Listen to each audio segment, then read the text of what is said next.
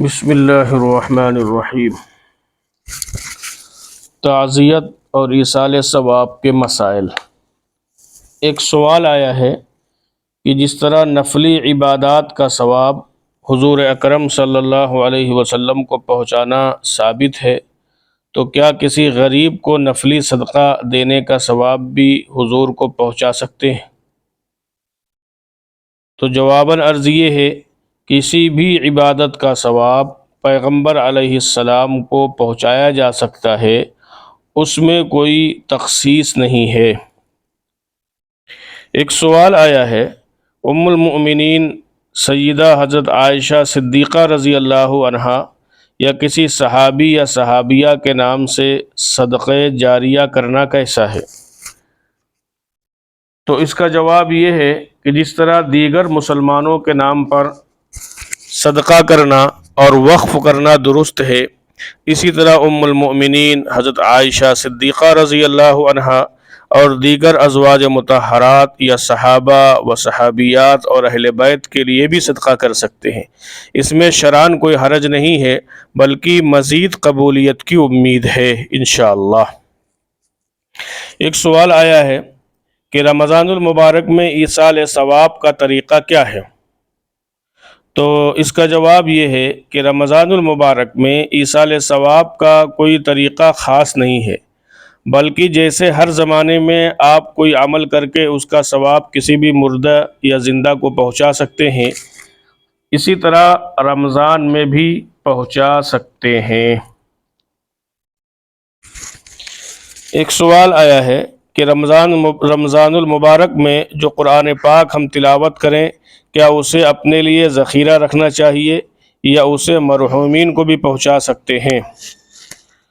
تو جواب یہ ہے کہ رمضان یا غیر رمضان میں تلاوت کردہ قرآن کریم کا ثواب دوسروں کو پہنچایا جا سکتا ہے، اور اگر نہ پہنچائیں تو بھی کوئی حرج نہیں، بہرحال اس کا ثواب نام اعمال میں محفوظ رہے گا انشاءاللہ تعالی۔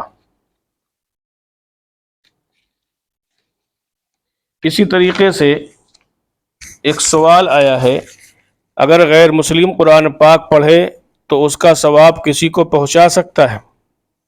تو اس کا جواب یہ ہے، چونکہ ایمان کے بغیر کوئی عمل عند اللہ مقبول نہیں ہے، لہٰذا اس صورت میں جب غیر مسلم کو خود ہی قرآن کریم پڑھنے کا ثواب نہیں ملے گا تو اس کی طرف سے ایصال ثواب کا کیا سوال ہے؟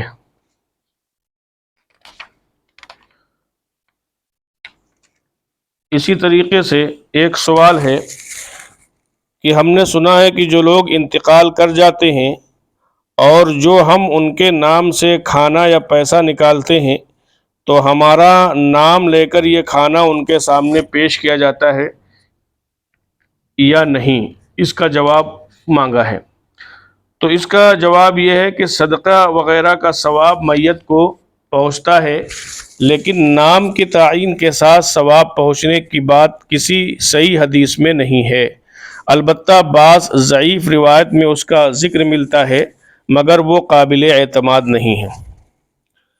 اسی طریقے سے ایک سوال ہے کہ قبر پر پھولدار درخت لگانا اور پھول ڈالنا کیسا ہے، اور اگر لگانا جائز ہے تو کون سی جانب لگایا جائے؟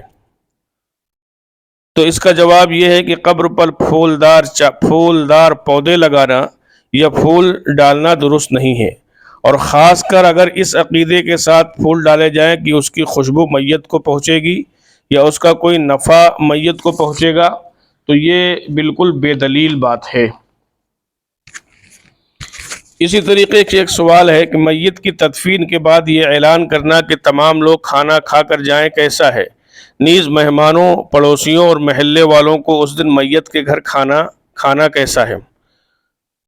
تو اس کا جواب یہ ہے کہ میت کے گھر والوں کی طرف سے دفن کے بعد عام دعوت کا اعلان کرنا درست نہیں ہے، اس لیے کہ دعوت شریعت میں خوشی کے موقع پر ثابت ہے، نہ کہ غمی کے موقع پر، اور میت کے گھر والوں کے لیے جو کھانا بھیجنے کا حکم ہے یہ خاص طور پر اس لیے کہ وہ بیچارے غم کی وجہ سے کھانا خود نہیں پکا پائیں گے، اس لیے وہ خود کھا لیں، اگر ان کے یہاں دور دراز کے مہمان آئے ہوں تو وہ بھی کھا لیں، لیکن پاس پڑوس کے رہنے والے یا شہر کے ہی حضرات کو اس کھانے میں شریک نہیں ہونا چاہیے۔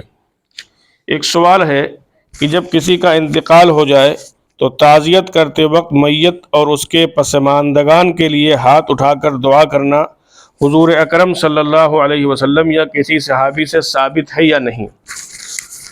تو اس کا جواب یہ ہے کہ اس بارے میں صراحت تو نہیں گزری ہے، لیکن ہاتھ اٹھانا دعا کے عام آداب میں سے ہے، اس لیے اگر تعزیت میں بھی بلا کسی التزام کے دعا کر لی جائے تو اس میں کوئی حرج نہیں ہے۔